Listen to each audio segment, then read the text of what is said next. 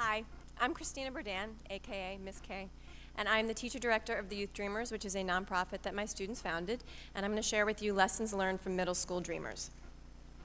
I'm one of the lucky ones. I know what I love and I love what I do. I'm a teacher. I thought I knew what good teaching was until 2001 when I finally shut up and started listening.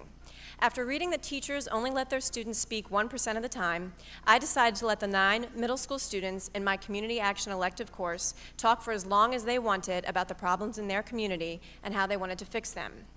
So what happens when you let young people talk, brainstorm, and come up with creative solutions to issues that are meaningful to them? Well, if you're like me, you find your life turned upside down as you are suddenly right beside them chasing a dream. Did they decide to plant a garden? Nope. Did they decide to feed the homeless? Nope. All very worthy projects, but not the project they chose. They decided to create their own freestanding, youth-run youth center that would employ teenagers to be meaningful role models to younger children. This, they felt, would reduce violence among their peers after school and change how adults perceive young people in Baltimore City. Overwhelmed and a bit terrified by their ambition, I encouraged them to take a vote. Unanimous. Another vote. Unanimous. Suddenly, I was thrust into the world of nonprofits, straddling that and teaching, chasing after resources to teach me and my students how to make this dream a reality. And along the way, these amazing young people taught me some of the most valuable lessons I have ever learned. These middle schoolers taught me to dream big. With a goal to purchase and renovate a house to be a youth center, they named themselves the Youth Dreamers, and we signed a pledge stating that we were committed for the long haul. From there, we embarked on a letter-writing campaign, 70 letters out to 70 companies, politicians, sports teams, etc., and we got 3 responses. The Youth Dreamers taught me resilience. When the letters were not pouring in, I was a wreck, unable to sleep at night, terrified to tell them we had no replies. Chantel said, "Don't worry, Miss K, what should we do next?" When the neighbors didn't show up at a meeting to hear about our ideas, Chris said, "Let's go to them," and we were suddenly knocking on doors and sharing our dream.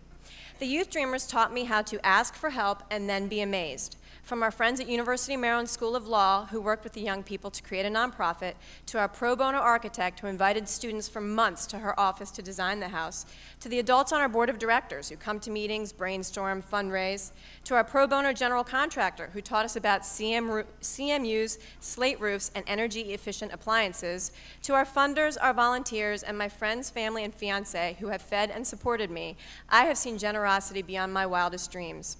The Youth Dreamers taught me to persevere. After learning the laws for changing the zoning of the house we had purchased from residential to multi-purpose, we headed to the Board of Municipal and Zoning Appeals, index cards and posters in tow.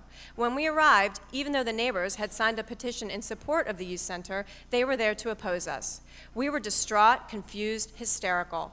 2 community conferences and 1 meeting with neighbors later, we were headed back to the board to present our case. We won, but the students still felt we hadn't won because the neighbors didn't want us there. The Youth Dreamers taught me about community. It's not just the neighborhood you live in, but the connections you make there.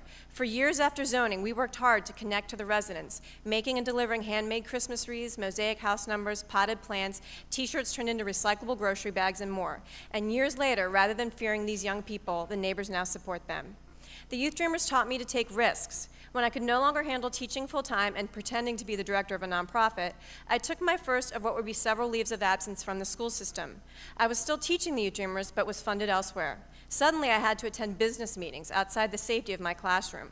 I was terrified.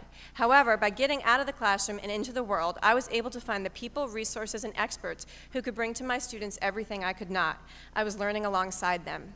The Youth Dreamers taught me the true meaning of achievement. It doesn't show itself in the form of just improved test scores, but in students who can write grants, organize fundraisers, run after-school programs, teach and mentor their peers, engage the community, give to others, learn from their mistakes, commit to each other, problem solve, and speak in front of large audiences. Achievement is not just building this joyful space known as the Dream House, but working tirelessly to make sure that it can continue to employ and serve youth in engaging, enriching programs. The Youth Dreamers taught me to never give up. While I think my job should be a funded teaching position in the school system, unfortunately, it is not, regardless of how I fight for it each year.